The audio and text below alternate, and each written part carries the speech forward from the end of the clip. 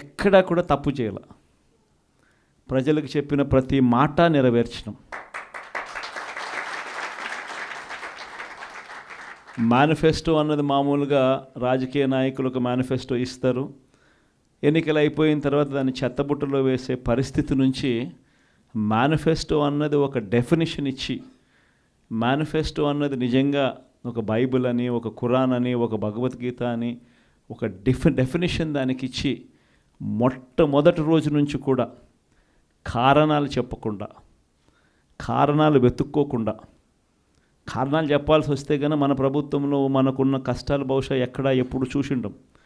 ఎప్పుడు చూడని కోవిడ్ లాంటి సమస్యలను కూడా ఎదుర్కొన్నాం. అది కూడా 2 ఏళ్ళు, అది కూడా 2 సంవత్సరాలు కోవిడ్ లాంటి సమస్యలు ఎదుర్కొన్నాం. కానీ ఎప్పుడు కూడా ఒకటే చెప్పా, మనల్ని ప్రజలు ఓటేశారు, మనం ఎన్నికలప్పుడు మేనిఫెస్టో రిలీజ్ చేసినాం, మనం ఇచ్చిన మాట మరో 30 సంవత్సరాల పాటు మన బాటను నిర్దేశిస్తుంది అని చెప్పి.